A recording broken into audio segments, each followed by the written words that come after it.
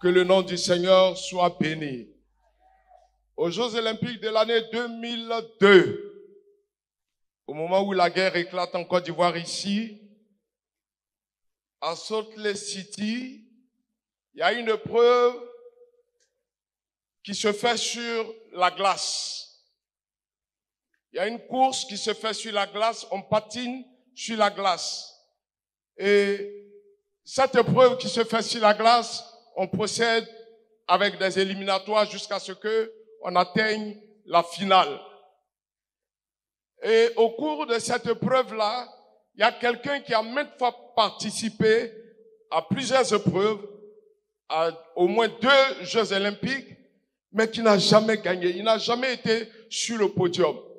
Et donc, ce monsieur-là, il se retrouve parmi les vaillants compétiteurs. Il va compétir jusqu'à ce qu'il atteigne les quarts de finale. Il est en quart de finale lorsqu'il se lance dans la course, et pendant qu'il se lance dans la course, il y a quelque chose de spectaculaire qui va se produire. Il était en dernière position pendant que les gens couraient. Mais, par extraordinaire, ce monsieur va voir en face de lui, alors qu'il était à plus de 50 mètres, distancé à plus de 50 mètres, il y a 3 des compétiteurs qui étaient devant lui qui vont tomber. Il tombe, et lui, de sa position de 50 mètres, il vient simplement et il franchit la ligne d'arrivée avec ceux qui devaient être retenus, le premier qui devait être retenu. Donc, il est retenu, il va en demi-finale. Quand il va en demi-finale, voilà ce qui se passe. Par extraordinaire, il occupe encore la dernière place.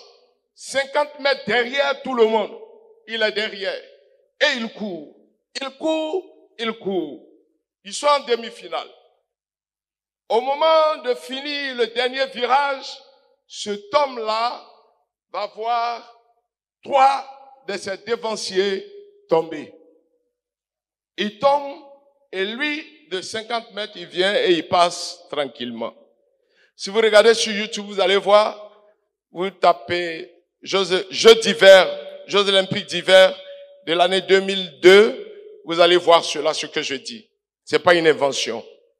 Et donc, il est en demi-finale et la demi-finale se passe comme le quart de finale, il va en finale.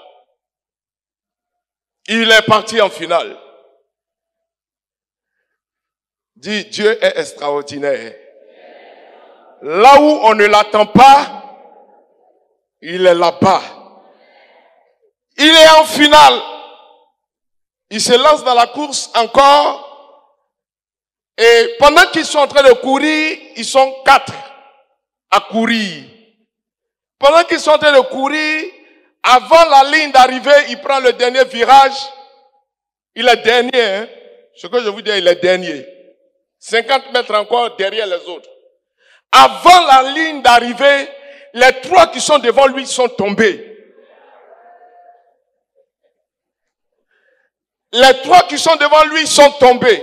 Les 3 tombent, lui il glisse doucement, il vient et il passe la ligne d'arrivée. Et puis il se retourne, il dit, ah, je suis premier. Ah, je suis premier. Il n'a jamais rêvé être, ne serait-ce qu'à la 3e place. Mais, voilà ce que Dieu a fait pour ce gars-là. Lui-même, le jour qu'on remettait, quand on devait remettre les médailles, il est monté sur le podium et puis il est là. Il dit non, c'est pas vrai, je crois pas. Je crois pas que je vais prendre la médaille d'or. Mais dans tous les cas, cette médaille, je vais pas la donner à quelqu'un.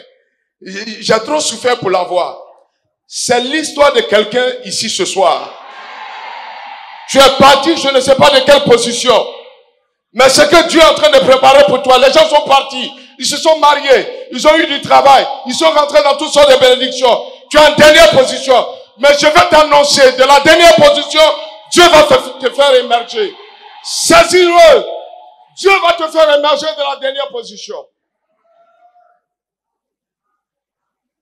Et je prie qu'à ce Sinaï, la vie de quelqu'un change. Tu es venu ici, certainement qu'ils t'ont dit, Pendant que tu vas faire quoi encore à le Sinaï? Tu vas où encore? Tu vas où encore? Sinaï encore? Tu n'es pas fatigué? Ça fait 15 ans Sinaï. Si quelqu'un te dit ça fait 15 Sinaï, dis à la personne que ce Sinaï, il est différent de tous les autres Sinaï que tu as vécu. Prophétiquement, l'homme de Dieu, Padre, nous a annoncé ici que cette 15e édition, elle est hautement prophétique. Et quelque chose de spécial va se passer dans la vie de quelqu'un. J'ai l'intime conviction que Dieu va se souvenir de quelqu'un, comme jamais il ne l'a fait à aucun des Sinaï. Ce que les gens ignorent, ils te disent, est-ce que Dieu n'est pas là où tu es pour venir ici encore? Laissez-moi vous dire. Il y a un grand philosophe qu'on appelle Voltaire.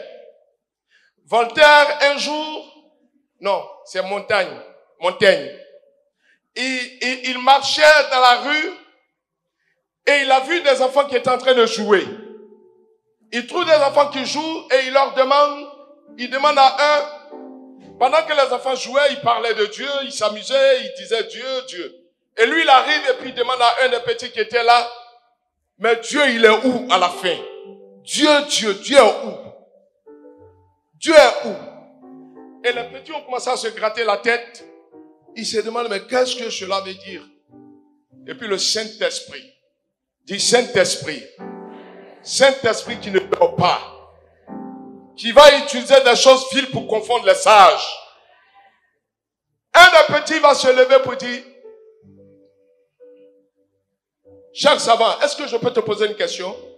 Il dit, oui, allez-y, mon petit. Il dit, si vous répondez à cette question, il y avait un pommier qui était là, je vais cueillir toutes les pommes qui sont là et je vais vous les donner. Et le petit dit, ok, vous nous demandez où est Dieu? Est-ce que vous permettez que je vous pose une question aussi? Il dit oui. Il dit bon. Le petit dit, est-ce que vous pouvez me dire où Dieu n'est pas? Violente question. Est-ce que vous pouvez me dire où Dieu n'est pas? On t'a dit, tu vas faire quoi là-bas? Est-ce que tu peux demander à ces personnes qui t'ont dit, tu vas faire quoi là-bas? Où est-ce que Dieu n'est pas? Et si Dieu est partout, je peux venir à El Kabod. Je peux venir à Sinaï. Et si je suis venu à ce Sinaï, je ne repartirai pas bredouille. Je ne repartirai pas comme je suis venu, parce que je vais rencontrer Dieu. Parce que Dieu va me visiter. La dernière chose pour finir rapidement, parce que l'aiguille tourne, on ne va pas être trop long. Il y a tellement à dire, mais je pense que je vais chanter ce que j'ai à dire. Un enfant, un jeune garçon arrêté devant une vitrine d'objets d'art. Et là, cette fois-ci, c'est Voltaire qui passe et il regarde dans cette vitrine. C'est une vitrine d'objets chrétiens. Donc, il voit une croix sur laquelle Jésus est planté et il ne bouge pas. Il regarde à travers la vitrine. Il y avait un jeune garçon qui était arrêté là et il dit, oh, ce pauvre Jésus. Le jeune homme se retourne, il le regarde.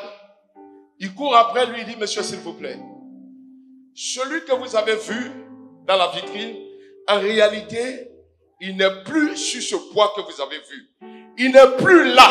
Ce n'est plus lui qui est là. Il est mort sur ce bois. Il a été enseveli et il est ressuscité d'entre les morts. Ce soir, vous êtes venus au rendez-vous d'un Dieu qui est vivant.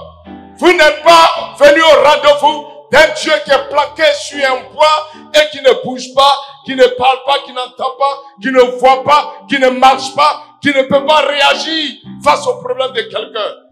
Je suis convaincu que Dieu va se manifester puissamment dans la vie de quelqu'un à ce Sinaï. Si tu le crois, acclame le Seigneur pour dire, Seigneur, je saisis.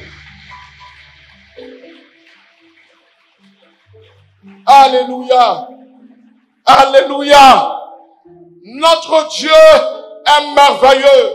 Notre Dieu est bon. C'est lui qui prend les gens qui ne sont rien, les gens qui n'ont rien, les gens qui sont mis dans la poussière, des gens qu'on a oubliés, des gens qui sont à la dernière place. C'est lui qui les prend et qui les repositionne. Dieu va nous repositionner dans ce Sinaï. Ce Sinaï, je peux donner plusieurs noms que je vais à ce Sinaï. C'est le Sinaï du repositionnement de quelqu'un. Quelqu'un va être repositionné à ce Sinaï.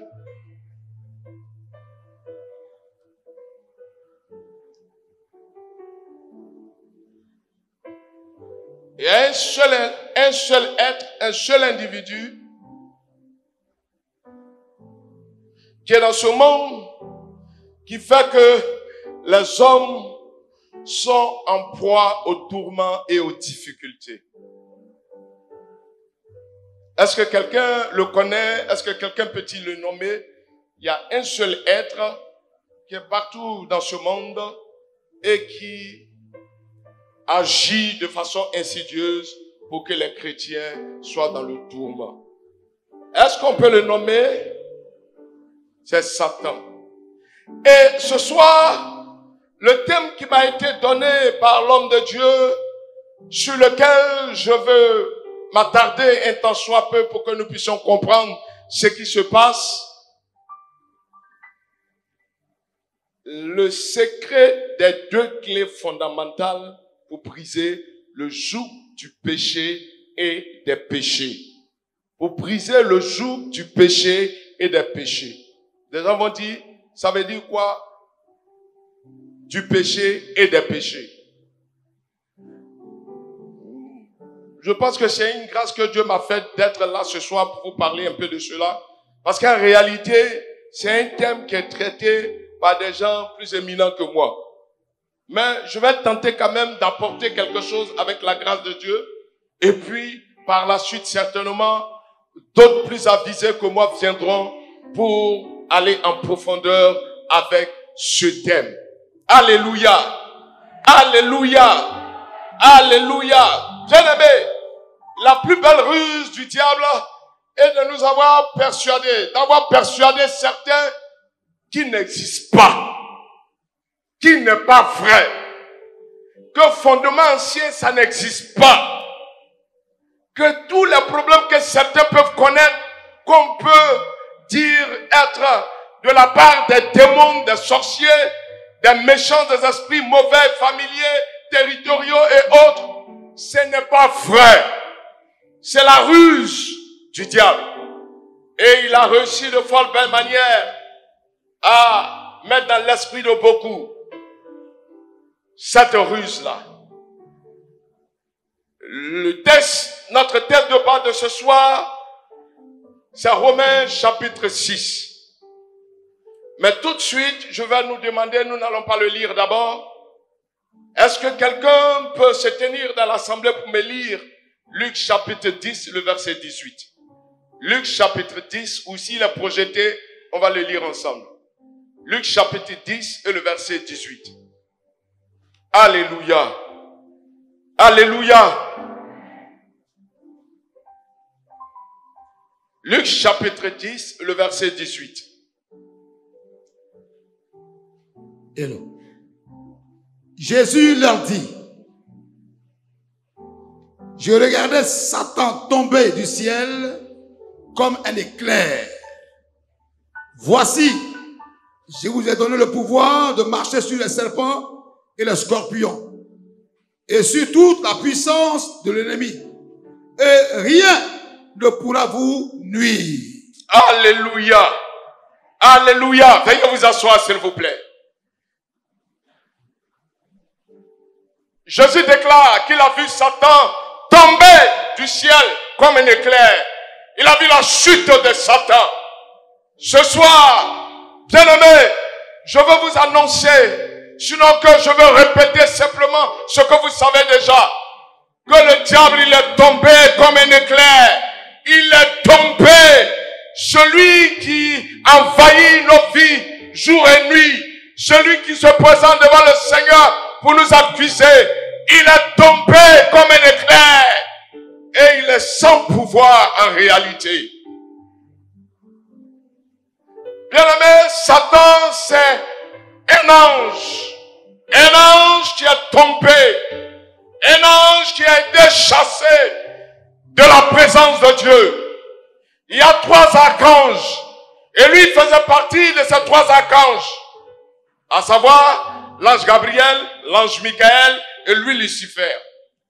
Et Lucifer, pour avoir tenté de prendre la place de Dieu, pour avoir tenté de prendre le pouvoir, il a été précipité. Il a été chassé. Il a été renvoyé. Et depuis qu'il a été chassé et renvoyé, il est animé d'une grosse colère. Il veut nous détruire. À cause de ces créatures minables, tu m'as chassé. Ok, je vais voir, tu vas voir comment je vais les maltraiter et malmener. Voilà le message de Satan. Comment il va répliquer face à ce que Dieu a fait quand il a renvoyé du jardin d'Éden. Et le travail de Satan, dorénavant, c'est de tout faire pour saper la vie des enfants de Dieu, détruire la vie des enfants de Dieu. Satan s'est révolté. Il a refusé de servir Dieu. Il a refusé d'adorer Dieu. Ce qu'il voulait, c'était de prendre la place de Dieu. C'est comme ça qu'il va rentrer sous la forme du serpent pour tenter Adam et Ève. Ce Satan-là, il est appelé le prince de ce monde. Vous pouvez voir cela dans Jean 14, le verset 30 et Luc 14, verset 7. L'orgueil qui animait cet ange déchu, cet ange chassé, cet orgueil-là l'a amené à vouloir prendre la place de Dieu. Et comme Dieu, son trône, il ne le partage pas avec quelqu'un, Dieu a été obligé de le renvoyer, de le chasser. Le prince de ce monde, celui qui gouverne ce monde. Tous ceux qui ne savent pas, laissez-moi vous dire ce soir que Satan, c'est lui qui a ce monde dans sa main. C'est lui qui fait ce qu'il veut. Pour le moment, c'est lui qui est le prince de ce monde. Jésus dira qu'il vient, mais il n'a rien à prendre de moi. Le prince de ce monde vient, il n'a rien à prendre de moi. Il est appelé également le tentateur. Le tentateur, en Matthieu 4, le verset 3, en Genèse, chapitre 2 et chapitre 3, vous pouvez voir également cela. Qu'est-ce qui va se passer? Satan va se présenter à Jésus et il va proposer à Jésus un deal. Il va dire à Jésus, si seulement tu peux t'agenouiller, tu peux m'adorer, si seulement tu peux me servir, moi, je vais te donner tout ce monde. Excusez-moi de dire ce que je vais dire, mais est-ce que Satan y réfléchit? Est-ce qu'il n'est pas bête par hasard? Est-ce qu'il n'est pas un peu bête ou bien il n'est pas trop bête même? Comment oses-tu demander à Dieu de t'adorer? Ça veut dire que ce qu'il a fait depuis dans le jardin d'Éden, ce n'est pas suffisant. Là, il vient encore oser demander à Jésus. Et bien aimé, gloire soit rendue à notre Seigneur Jésus. Son nom soit élevé de ce que Jésus n'a pas cédé à cette proposition diabolique. Sinon, vous et moi, on ne serait pas assis ici ce soir. On ne serait pas présents ici ce soir. Jésus lui a dit, connaissant bien sûr la parole, tu adoreras l'Éternel ton Dieu, lui seul. C'est lui seul, mais rien que lui seul. Ceux qui marchent avec Satan et qui suivent la proposition de Satan, qui vivent selon ce que Satan veut leur inculquer. Il est appelé également, dans Jean 8, 44, il est appelé le menteur et le père du mensonge. Tous ceux, si tu mens beaucoup, si tu es un menteur, ton papa c'est Satan. Et est-ce que quelqu'un comprend ça? S'il y a quelqu'un ici ce soir qui a l'habitude de mentir, ton papa c'est Satan. Mais je vais refuser de donner gloire à Satan de ce qu'il a un enfant parmi nous ici ce soir. À ce Sinaï, l'esprit de mensonge va te quitter. Tu n'auras pas pour père Satan. Le mensonge qui t'a accompagné jusqu'ici, ce mensonge va être obligé de lâcher prise, de t'abandonner. Avant-hier, nous voyons avec le pasteur Grao ici, qui nous a parlé également d'Apocalypse 12, le verset 10 jusqu'au verset 12. Le pasteur Grao nous a dit ici que selon ce que Apocalypse 12 dit, qu'il s'appelle également l'accusateur des frères. Satan s'appelle l'accusateur des frères. Il accuse jour et nuit les frères. Vous voyez ce qu'il fait? Lui-même, il va t'entraîner dans une situation. Il va t'emmener sur un terrain que Dieu ne veut pas. Il va te pousser. Et quand tu vas pécher, il quitte derrière toi, il te regarde et puis il dit, bon, ce que tu voulais, c'est ça, non? Voilà, faut prendre maintenant. Et toi, tu te retrouves seul. Tu es là maintenant. C'est dans ça que certains vont jusqu'à se suicider parce qu'ils ne supportent pas ce qui s'est passé. Voilà le travail de Satan. Il nous pousse, il nous pousse, il nous pousse et il nous amène à tomber.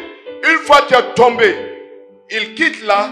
C'est lui maintenant qui va se présenter devant Dieu et qui va dire à Dieu, tu as vu un tel, tu as vu une telle, voilà la vie qu'il mène, voilà la vie qu'elle mène sur cette terre.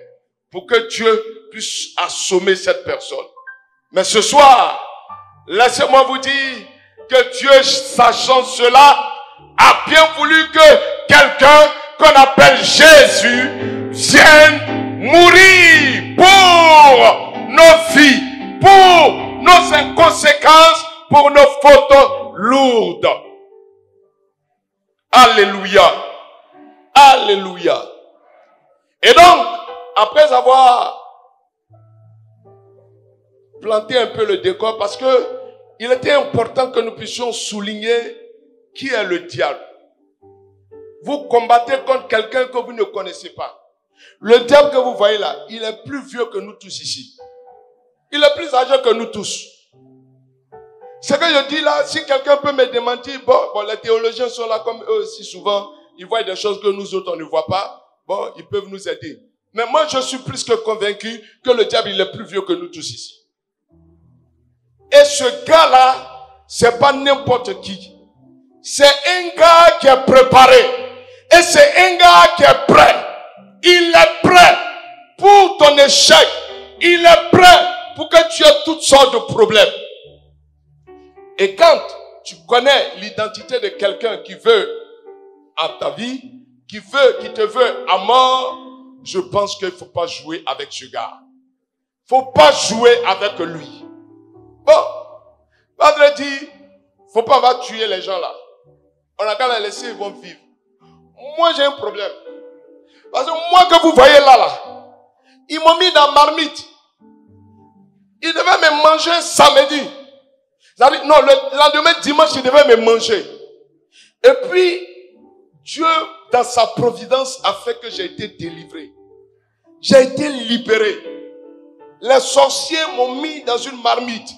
La nuit, quand je dormais, je criais incessamment, ne coupez pas, ne cassez pas, ne coupez pas. Et je pleurais, je disais, il y a quelque chose qui me brûle. Jusqu'à ce que le Seigneur lui-même me délivre. Jusqu'à ce que Dieu m'enlève des griffes de l'ennemi.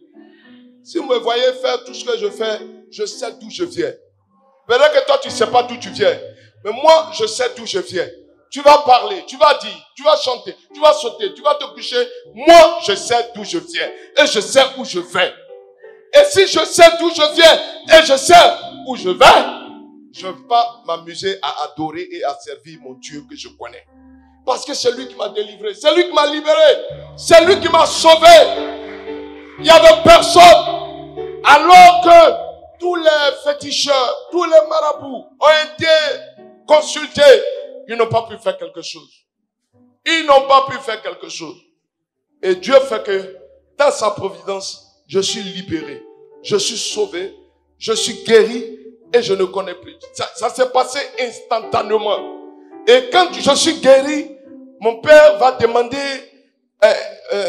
au monsieur qui était là, est-ce qu'on peut pas trouver quelque chose pour mettre sur lui? Et puis, comme ça, les sorciers vont pas le prendre encore. Et le monsieur regarde mon père et dit, celui-là, la main de Dieu est sur lui. Si on lui donne quelque chose, dès qu'il sort de la salle, la chose va disparaître sur lui. La chose va se perdre. Donc, je prends ma vie au sérieux. Donc, il faut annoncer à tous ceux qui sont tapis dans l'ombre et qui croient qu'ils peuvent faire quelque chose. Dieu est avec moi. Si Dieu n'est pas avec toi, ça c'est ton problème. Moi, Dieu est avec moi. Donc, Padre, souffrez que les gens là, on ne les laisse pas dormir. Ils ne nous laissent pas dormir. Donc, de temps en temps, laissez, on va les, un peu. Voilà. On va envoyer un peu. On va envoyer un peu. On va envoyer un peu. On va envoyer un peu. Il faut pas laisser le diable rentrer dans tes cimes, mon frère. Il nous fait trop de propositions. Et son objectif, son but final, c'est de nous détruire. Le diable, c'est pas ce que tu es maintenant que le diable veut. C'est ce que tu vas devenir demain. À la fin de ce Sinaï, ce que tu dois devenir, c'est ça que le diable quête. C'est ça que le diable veut. Ce que tes enfants vont être demain, c'est ça qui intéresse Satan. C'est ça qui intéresse le diable. Ce que ton mariage va être demain, ce que ton avenir va être demain, c'est ça que le diable veut récupérer. Rien d'autre que ça. Tu es malade, tu as quoi? C'est pas ça le problème. C'est ce que Dieu a dit que tu vas devenir. C'est ça qui préoccupe le diable. Donc il mettra tout en place, tout en jeu pour t'empêcher de rentrer dans ta destinée. Mais ce soir, quelqu'un m'a dit, au nom de Jésus, je rentrerai dans ma destinée. Que le diable le veuille ou non, je rentrerai dans ma destinée. Alléluia! Alléluia! Alléluia! Bien-aimés, ces clés dont nous avons parlé, c'est deux clés fondamentales du péché et des péchés, si on peut dire ça comme ça. Le péché et les péchés. Est-ce qu'il y a une différence entre le péché et les péchés?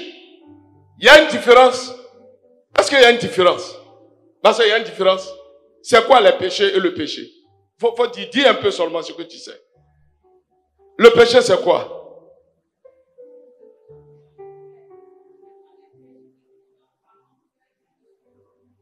Ah. Ok, que Dieu te bénisse. Je sais que si tu as essayé, tu as dit ce qui était dans ton cœur. Ça, c'est bien. Que Dieu te bénisse. Est-ce qu'on peut acclamer le Seigneur pour la sœur? Voilà. Maintenant, pour gagner du temps, je crois qu'à ce Sinaï, c'est le Sinaï au cours duquel il va falloir que nous puissions comprendre et faire la part des choses et comprendre la différence qu'il y a entre le péché et les péchés. C'est très important. Bien-aimé, le roi David a reçu dans le psaume 51 le verset 5 à 7. Est-ce qu'on peut nous projeter le psaume 51, le verset 5 à 7?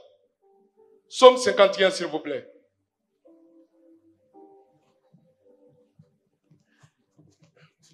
Le roi David a eu l'occasion, l'opportunité de faire cette différence-là. Il avait compris que il fallait une bonne repentance. Il fallait un bon changement de vie pour qu'il puisse comprendre la différence entre le péché et le péché dans son cœur. Le texte, est-ce qu'on peut le lire? Car je reconnais mes transgressions et mon péché est constamment devant moi. Je reconnais mes transgressions et mon péché est constamment devant moi. La suite. J'ai péché contre toi seul et j'ai fait ce qui est mal à tes yeux, en sorte que tu seras juste dans ta sentence, sans reproche dans ton jugement.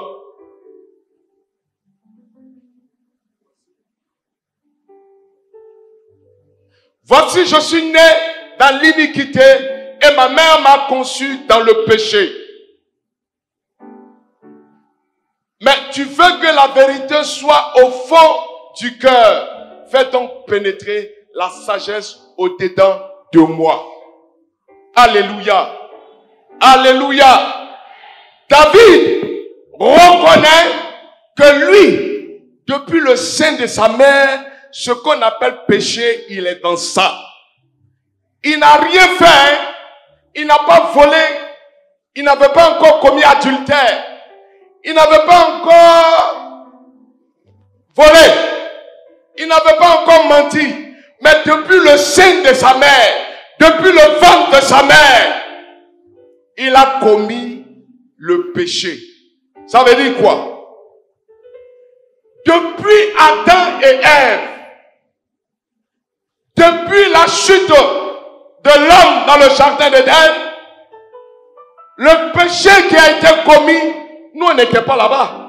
Vous et moi n'étions pas présents. Mais comment se fait-il que ce péché qui a été commis là-bas, on dit depuis le sein de ta mère, il te poursuit. C'est ça qu'on appelle le péché. Est-ce que vous comprenez? C'est ça qui est le péché. Est-ce que quelqu'un arrive à comprendre ce que je suis en train de dire? Et donc, l'apôtre Paul, qui a bien compris cela, parce qu'il a fait une bonne repentance, il a pu distinguer ce qu'on appelle le péché et le péché. Par contre, Judas, quand l'apôtre Paul a été saisi, j'entends bien sûr, a été saisi par Dieu. Mais Judas, lui, il n'a pas fait cette différence. Judas avait vendu le maître. Il avait vendu Jésus. Mais le péché qui était lié à lui depuis, Judas n'a pas compris qu'il fallait traiter cela. Et Judas n'a rien fait. Et ce péché-là l'a poursuivi jusqu'à ce qu'il aille se pendre. Ce soir, le péché qu'on a appelé, certains ont appelé le péché originel, le péché premier, qui poursuit la vie de quelqu'un. Si tu ne connais pas Christ, tu as cela en toi. Mais à partir de l'instant où tu rencontres Jésus, ce péché-là n'a plus de pouvoir sur toi. Est-ce que quelqu'un comprend cela? Si tu as rencontré Christ, ce péché qui crie après toi, ce péché-là n'a plus de pouvoir sur toi. Parce que ce qui s'est passé, il y a eu un événement important qui s'est passé et qui fait que ce péché-là ne peut pas te condamner. Est-ce que quelqu'un veut entendre cela? Est-ce que quelqu'un veut entendre cela? À partir de l'instant où tu as donné ta vie à Jésus, tu es libéré, tu es sauvé, tu es délivré de ce péché ancien qui te poursuit. Aujourd'hui, ce n'est pas le même péché. Et même, l'apôtre, pour que nous puissions comprendre, il va nous expliquer que le péché qu'on connaît aujourd'hui, ce que tu fais aujourd'hui et ce que tu fais depuis un moment, chercher garçon, chercher femme, mentir, être envieux, faire tout ce que tu veux faire, qui n'est pas bien aux yeux de Dieu, c'est ce qu'on va appeler les péchés. Est-ce que quelqu'un comprend cela? Mais je vais vous illustrer cela par quelque chose. Vous voyez cette plante qui est là? La plante, elle peut tenir parce que elle a un tronc et puis elle a des racines, des ramifications qui sont dans le sol, qui tiennent la plante. Et donc, cette plante-là, qui est là, qui est enracinée dans le sol, ce qu'on appelle le péché. Les racines qui sont dans le sol avec son tronc, c'est ça qui te tient captif. Est-ce que tu comprends? Tant que tu n'as pas fait la paix avec Jésus, tant que tu n'as pas donné ta vie à Jésus, et quand bien même tu dis tu as donné ta vie à Jésus, c'est pour cela qu'on traite fondement ancien. Il y a des choses qu'il va falloir couper, sinon ça te tient toujours, ça t'embrigade toujours. Pour que cette plante meure, qu'est-ce qu'il faut faire? Qu'est-ce qu'il faut faire? Pour que cette plante meure, qu'est-ce qu'il faut faire? Il faut couper. Il faut couper. Il y a des plantes, les bananiers, quand vous les avez coupés comme ça, vous partez, vous revenez dans 2 semaines, ils ont poussé encore. Est-ce que quelqu'un a compris cela? Qui connaît bananier? Bananier. Voilà. Le bananier, quand tu l'as coupé comme ça, tu viens, il a poussé encore.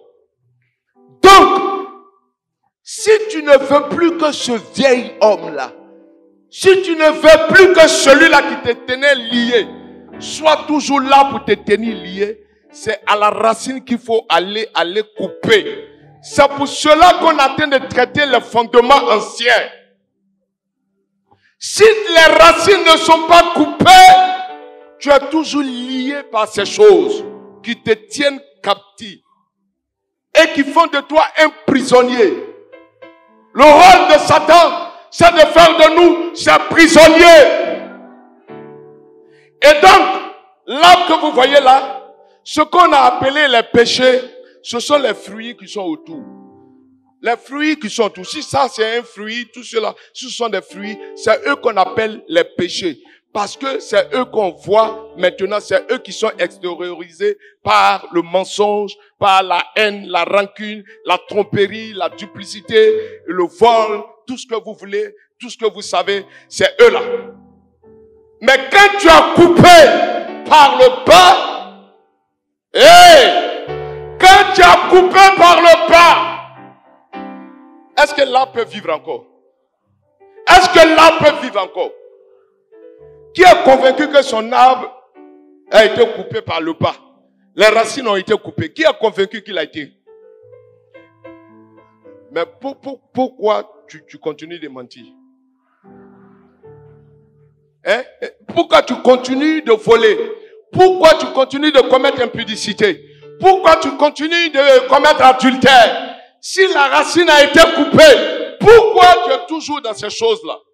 Parce que normalement, si la racine est coupée, ceux-là, ils ne peuvent plus vivre encore. Donc, quand vous lisez Romains 6, vous allez comprendre ce qui se passe. On n'a pas le temps s'en va. On n'a pas le temps de rentrer dans tous les détails.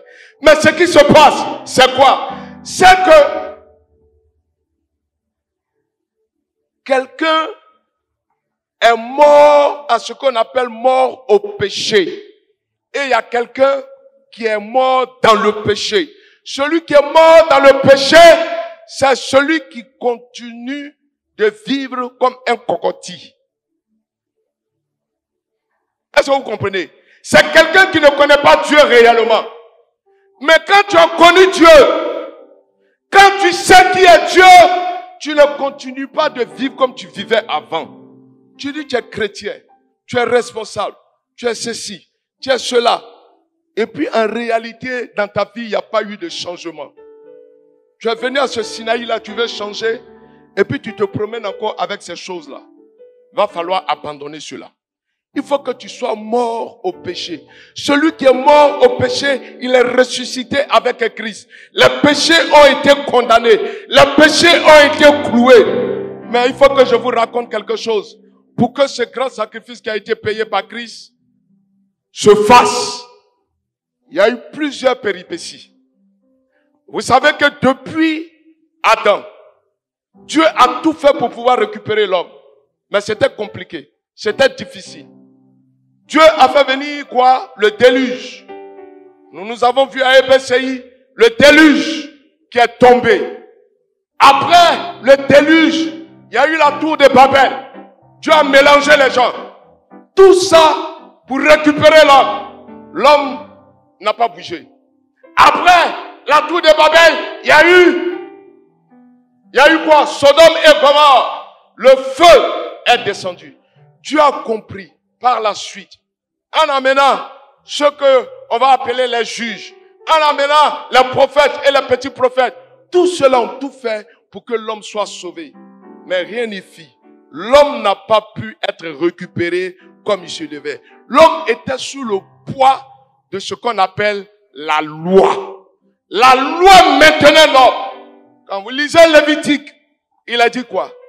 Quand vous lisez le Lévitique, il a dit que la lèpre est attachée à la peau, au corps des gens.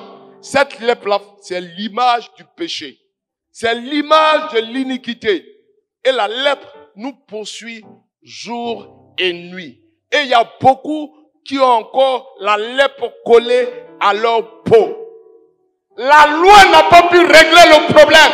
Dieu a envoyé Moïse pour que Moïse puisse aider l'homme à sortir. Mais la loi n'a pas pu régler cela. Voilà ce qui va se passer. Avec le problème de fondement ancien. Abraham, Padre nous a expliqué ici la dernière fois. Abraham, voilà quelqu'un qui, pour sauver sa vie, a menti. Il a dit que sa femme était sa sœur. Lui, il a menti.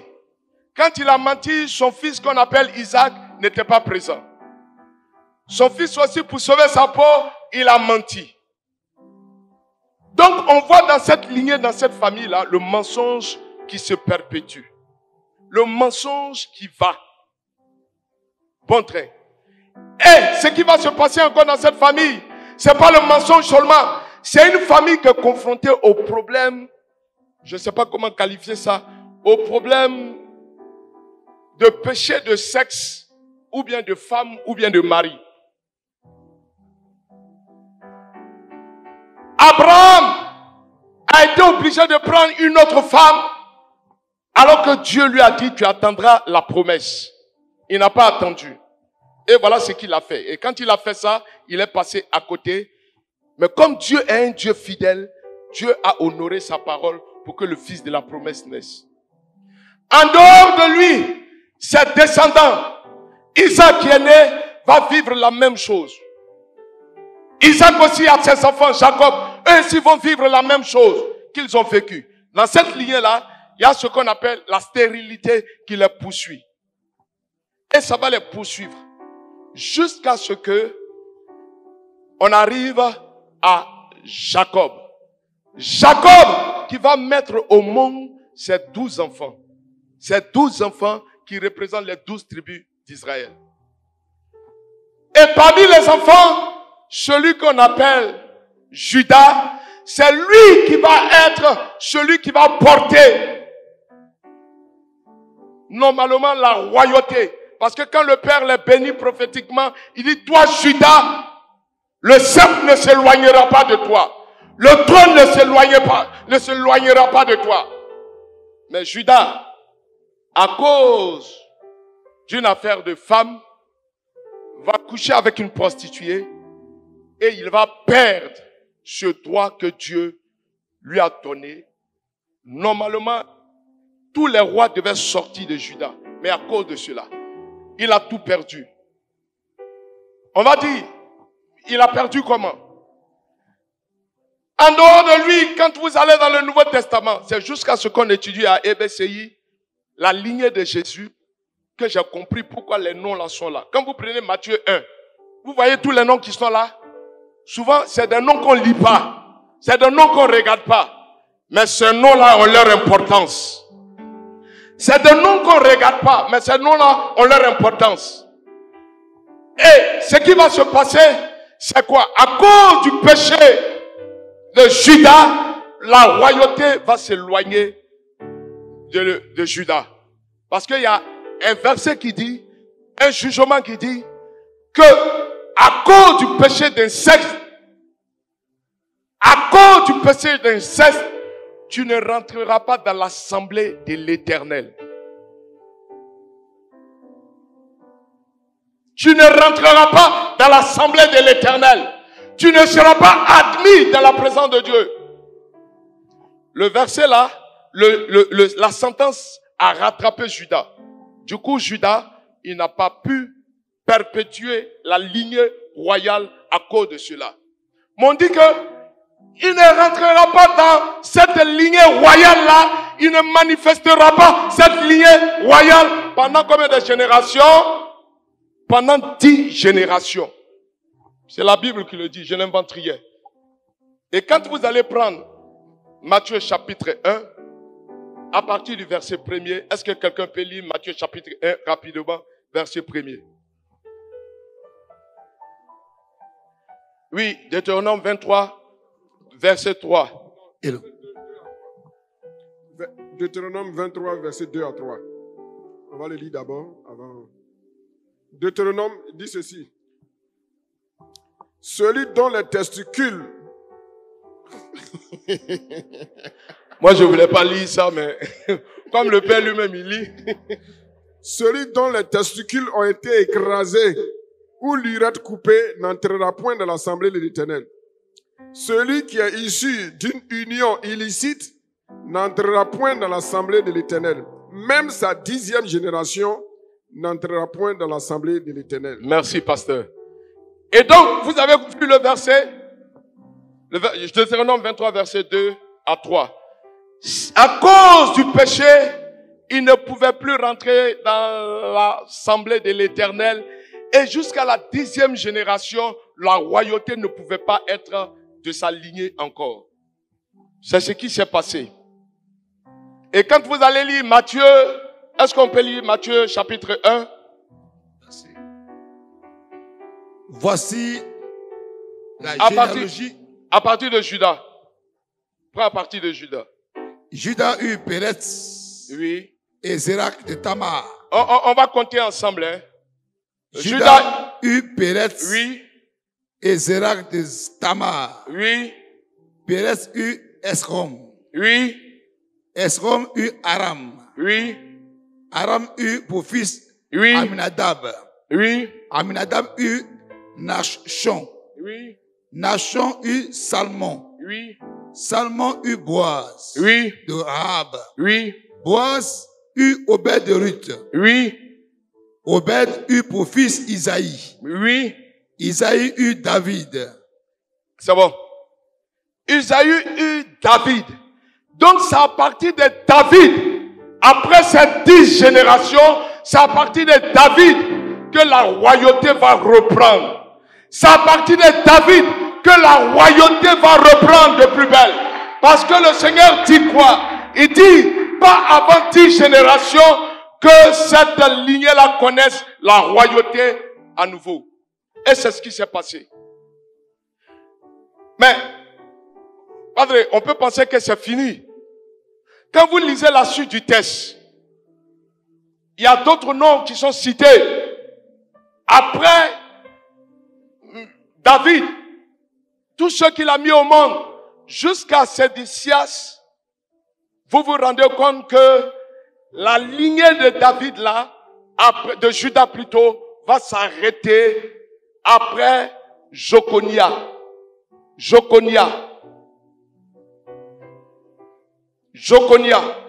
Voilà. Après Joconia, cela va s'arrêter. Pourquoi? Joconia va vivre 3 mois et 10 jours. Va manifester va être roi pendant 3 mois et 10 jours. Qu'est-ce qui s'est passé? Joconia n'a pas marché dans les voies de l'Éternel. Il a désobéi aux voies de l'Éternel. Et Dieu a prononcé une sentence. Il dit, toi Joconia, de ta lignée là, il n'y aura personne qui va devenir roi. Personne ne deviendra roi. C'est-à-dire, à partir de là encore, la lignée de Judas, à partir de Joconia, jusqu'à tout ce qui suit, personne ne peut devenir roi parce que Dieu a prononcé une sentence. Vous voyez comment c'est grave? Et puis, dans cette période-là, Joconia et ses frères et autres vont être déportés. Ils sont déportés par les Babyloniens. Et quand ils sont déportés par les Babyloniens, ils vont se retrouver quelque part. En captivité. Ils sont en captivité, il n'y a plus de royaume, il n'y a plus de roi. Donc, la parole que Dieu a dit, elle court toujours. Mais un problème va se passer. Un problème va se passer. Cette malédiction qui a été prononcée, elle doit s'arrêter. Cette malédiction doit s'arrêter. Oh, c'est Dieu même qui a dit, que tous tes descendants, tous ceux qui vont naître de toi, il n'y a pas aucun ne va devenir roi. Et quand vous regardez cette affaire de Joconia, vous allez voir par la suite que c'est de là qu'est venu Joseph, Marie, les parents de Jésus. Mais là où il y a problème, ce qui a été dit, comment on fait pour rétablir les choses? Il n'y avait qu'un seul. Il n'y avait qu'un seul. En dehors de lui, personne ne pouvait rétablir la royauté. C'est pour cela que Jésus vient, parce que les Juifs étaient fatigués. Ils attendaient depuis un roi, ils ne gagnaient pas de roi. Ils sont fatigués. Et à partir de là, Jésus arrive. Il a fallu que Jésus vienne pour que cette malédiction qui courait après cette lignée de Judas et de Joconia soit brisée. Ce soir, quel que soit dans ta lignée, quel que soit dans ta famille, la malédiction qui a été prononcée, ce soir, Jésus va briser, va détruire, va renverser les forteresses qui t'ont tenu. Alléluia. Alléluia. Alléluia. Alléluia. Parlant de la malédiction qui a couru après Joconia, Padre, si vous regardez Jérémie 22, à partir du verset 30, vous allez voir la sentence qui a été prononcée par rapport à Joconia. Et il n'y avait que Jésus seul pour renverser la chose. Personne. Il n'y avait personne. Donc ce soir, si vous et moi nous sommes ici, si vous et moi nous allons profiter de ce Sinaï, si vous et moi nous allons être bénis à ce Sinaï, il a fallu que Jésus vienne et qu'il se présente comme roi, il se présente comme chef, il se présente comme patron. Il a fallu que Jésus renverse cette malédiction qui courait après nous. Donc cette malédiction qui a poursuivi nos ancêtres est certainement dans la vie de quelqu'un. Mais à cause de Jésus, cette malédiction est renversée avec les fondements anciens. Est-ce que quelqu'un peut donner gloire à l'Éternel?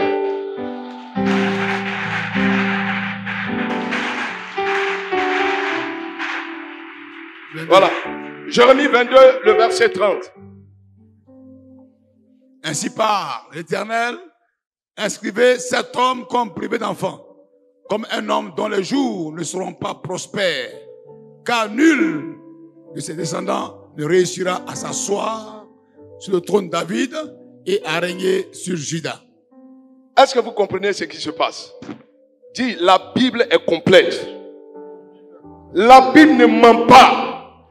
Et les choses qui sont dans la Bible, chaque chose a sa place. Quand on a dit un nom qui est bizarre, le nom là, Dieu n'a pas fait citer le nom pour rien. Le nom a sa place. Si on n'avait pas cette lignée là, on n'aurait pas su comment Jésus se proclame roi. On n'aurait pas compris la royauté de Jésus. Pour comprendre, il aurait fallu qu'on ait cette lignée, qu'on ait ce qui a été dit pour qu'on comprenne comment Jésus est devenu roi. Est-ce qu'on peut acclamer le Seigneur de ce que Jésus est devenu roi?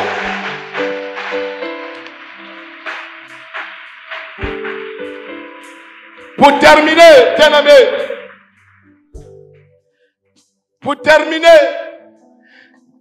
terminer, Jésus, il le fait. Il vient en tant que roi. Et quand Jésus s'est présenté pour le salut de l'homme, à partir de la croix et à partir de son sang versé, quelque chose va se passer dans notre vie. Quelque chose va se passer dans la vie des gens. Alléluia. La croix va être brandie. Avec Jésus, la croix va être présentée. Ce qui était impossible hier, là où on avait été emprisonné, la croix va être présentée pour dire que dorénavant, tous ceux qui me font confiance, tous ceux qui me regardent, moi je les libère, moi je les rachète, moi je les ramène dans la bergerie. Voilà ce que Jésus va faire. Il n'est pas venu. Le type de roi dont les gens parlaient, ils pensaient que c'était quelqu'un qui allait être sur de grands chevaux, sur des chars, qui allait venir commander. Non, Jésus n'était pas venu comme ça. Il est roi depuis le ciel, il est roi. Donc quand il descend sur la terre, il est roi. Alléluia. Cet après-midi, j'ai discuté avec le padré sur la conception, la naissance de Jésus. Bien aimé, pour que vous puissiez comprendre que tout ce qui est en Jésus est important. Quand la Bible dit que il n'a pas été conçu dans le péché, parce qu'il n'y avait que celui qui n'a pas connu le péché, qui n'a pas été conçu dans le péché, qui pouvait mourir au péché, qui pouvait mourir, qui pouvait porter le péché de l'humanité pour que les hommes soient sauvés à leur tour. Pour que toi et moi nous soyons présents ici. Pour que ce qui nous liait, le mensonge, le vol, tout ce que vous connaissez, la cupidité et autres, l'adultère, l'impudicité, pour que cela soit rompu, soit coupé, il a fallu que Jésus soit venu en tant que saint. Il n'a pas commis de péché. Tous les grands de ce monde, beaucoup sont venus. Et tous, il n'y a pas un, sont venus nés dans le péché. Mais Jésus n'est pas né dans le péché. Le Saint-Esprit a couvert Marie et Marie a conçu. Pour qu'il y ait conception, c'est le spermatozoïde et l'ovule qui se rencontrent. Et quand ils se rencontrent, il y a ce qu'on appelle la fécondation qui se passe. Et quand la fécondation est produite, il y a un bébé qui est formé. Mais pour le cas de Jésus, Dieu n'a pas eu besoin qu'il y ait un spermatozoïde pour aller toucher l'ovule pour que Jésus soit conçu. Ce que Dieu a fait, le Saint-Esprit a couvert Marie parce que Dieu a la capacité. Marie a été comme une couveuse, un réceptacle qui a reçu l'enfant dans son sein. C'est comme ça que Jésus a évolué pour naître. Pour couper, pour nous libérer du péché, il fallait quelqu'un de la trempe de Jésus. Il fallait quelqu'un de la trempe de Jésus. Et Jésus, il fait tout. Il va jusqu'à la croix. Mais quand il va à la croix, là où le mal avait abondé, qu'il n'y avait plus d'espoir pour l'humanité, à cause de la croix de Jésus, là où le péché avait tenu captif quelqu'un, à cause de la croix de Jésus, quelqu'un est libéré, quelqu'un est délivré, quelqu'un est sauvé, quelqu'un est sauvé, quelqu'un est libéré.